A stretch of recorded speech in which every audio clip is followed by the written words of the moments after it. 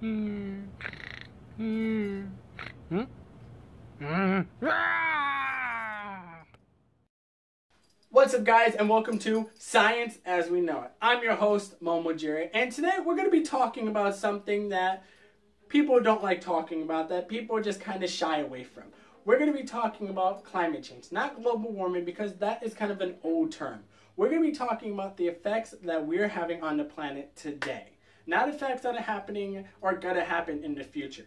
And some of these things are really scary, and a lot of them are happening as we know it. And if you look around, you can notice it. So guys, let's get into the top 10, shall we? With number 10. This is something that I didn't even know myself, that climate change, with temperatures rising in certain areas, other places will get colder. Like in the Arctic. If it gets too hot in the Arctic, the air gets warmer. And with the warm air rising, cold air goes below it and descends. But if you look on the Earth, if it's warm in the Arctic, that pushes the jet stream, you know, the whole equilibrium thing that, you know, regulates temperature. It pushes the jet stream lower. The cold air comes lower and lower to us, which means that winter that lasts a few weeks will last a bit longer. We'll get snow and rain, but not the fact that you think. With warmer air, it could hold more molecules. It could hold more precipitation because it is spread out more, which means that when it rains, it pours. It's not only going to be a little bit, but it's going to be a grand amount of rain. And that's something that you have to look out for, because this could cause a lot of problems to architecture, agriculture, everything that relies on a certain temperature is going to be out of whack because it's going to be colder for longer. And now we're going to go up to number 9. Number 9 kind of connects to number 8 and everything below this one. Temperature rise. Because of the rising temperatures, it's going to get hot. It's not only going to get hot by a few degrees that, you know, scientists tell you. Scientists will tell you that global temperatures have risen by about 1.4 degrees. Now, you could say, oh, that's not much. My 90-degree weather is going to be like 91.4. No. In certain areas, that means the temperature is going to get even hotter. If it's 90 degrees now, when the temperature rises, it'll be about 102. It rises by a substantial amount depending on where you are. And rising temperatures will lead into number 8, droughts. With hotter temperatures do come more moisture, but in certain areas. In other areas, you're just going to get droughts, and droughts can lead to famine and war, guys. Droughts are a deadly thing to the planet, to us. It could kill animals, plant life, and guys, if it kills those two, we'll surely go after that. And then from there, we're going to go into number 7. Now, it's summer. A few months from now is going to be the hurricane season. I would say August to November is hurricane season for, you know, North America. And that could spell a lot of disaster because with temperatures rising, that means that hurricanes are going to form way more often, and they're going to be able to hold a lot more moisture and be able to, you know, last longer. And they're going to increase in intensity very quickly. We're probably going to get less storms, but more intense storms. We're not going to get like a few tropical storms and maybe like 1 or 2 hurricanes. We're going to get straight hurricane after hurricane after hurricane after hurricane. And if you think that Hurricane Sandy was bad, Hurricane Katrina was bad, think of like 4 of those every hurricane season. The amount of destruction that it will cause to us every year is going to be a substantial amount, guys. And now, with rising temperatures and, you know, more intense hurricanes and all that, we're going to get to a number 6, glaciers melting. And glaciers melting are a very bad thing because they not only disrupt ecosystems in Alaska, Greenland, and Antarctica, but also will increase the overall, you know, depth of the oceans. The oceans will rise a substantial amount if all the ice melts. The ice on Antarctica, all the ice on Antarctica holds 90% of all the ice on the planet. The other 10% goes to Greenland and everywhere else. Now, if all that ice melts, sea level will rise by about 200 feet.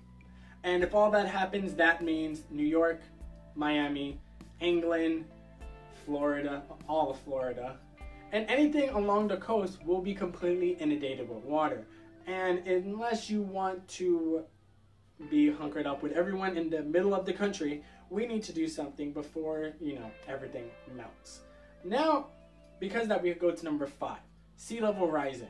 Sea level rising is in part because of the glaciers melting, but also with warmer temperatures come warmer oceans. And when the oceans warm, water expands, which means the water is rising not only because the glaciers are melting, but because it's expanding. So it's taking up more space. So if the water, rises by about 1 feet or so, or let's say 3 feet, let's just say if the sea level rises by about 1 foot, just 1 foot, Miami, Florida will be kind of flooded. And that's just 1 foot. The beach, all the beaches along Miami will be completely inundated because Miami is only a few feet above sea level, and who knows about the shore. So the water is just gonna go right along in. And then we could go up to number 4. Now, with temperatures rising and all that, right? Animals or pests that would normally die out during the winter or during the fall will be able to live longer because they can sustain, or they live in warm temperatures. And if the warm temperatures keep being prominent as, life goes on, they'll be able to spread diseases more. Key note, mosquitoes. Mosquitoes thrive during the summer, and if it stays warm during the fall and into the winter, they will stay around to spread more diseases, which means that people will die more. Next, we go into number 3. This is something that connects with number 2, and it's something that I didn't even know myself. Because there's so much CO2 in the air, right? When it dissolves into the ocean, and that creates acidic carbon. And let's just say that drifts all the way to the seafloor. Mussels, coral, shellfish kind of dissolve in acid. So if you keep having acid poured into the sea, coral reefs, mussels, a lot of shellfish and sea life will practically go extinct because they can't live. They're going to be dying off before they're able to give offsprings and before they're able to, evolve into a way to get past it. And then we could go into number 2. Animals, birds, plants, all of them, because the rising temperatures are kind of changing their patterns. Some animals are moving more north to get to colder temperatures, move to higher latitudes, and plants are actually blooming earlier. Spring tends to happen nowadays about 10 days earlier than it really ever has in history.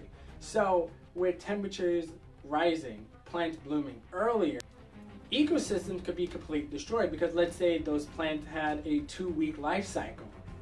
And let's say a certain insect only lives on that certain plant and will only come out when it knows that plant is blooming. If it blooms 2 weeks earlier, that means when that insect comes to eat, there's no food for it, which means it's going to go extinct or it needs to move to a different ecosystem. And when insects or animals move to a different ecosystem, it could completely offset that entire ecosystem and destroy it. So temperatures rising and all that can really cause serious damage to ecosystems as we know it. And then we could go into number 1, wars, conflicts, and famine, guys. Rising temperatures, short food supplies means that people are going to be fighting over food, other people are going to be stealing food, and it could create a lot of problems if one part of the world is uninhabitable and they need to move to other parts, to get away from that. In certain places there are droughts, there's too much rain. Both can destroy crops, both can destroy the way we live. So temperatures need to be regulated, guys. We need to do something now. Now, guys, remember, reuse, recycle, and reuse, recycle, and reduce, guys. This is something that we need to do in our lifetimes to make sure that we actually live a happy life. Do you want longer winters, hotter summers, more disease, more or less shoreline? Guys, these are problems that we're facing right now, and it's something that we need to do about it. Thank you guys for joining me in this video. It is one part of a many-part segment that I'm going to be doing here. It is going to be called Shedding Light on Climate Change, or SLUC. And if you guys want to join me, remember, leave a like down below, comment, Remember to always like us on Facebook, Instagram, and Twitter. And if you want, go check out my gaming channel, MomoJiri. All links are going to be down below. And guys, as usual, I'll catch you later. So remember, turn off your lights and look towards the stars.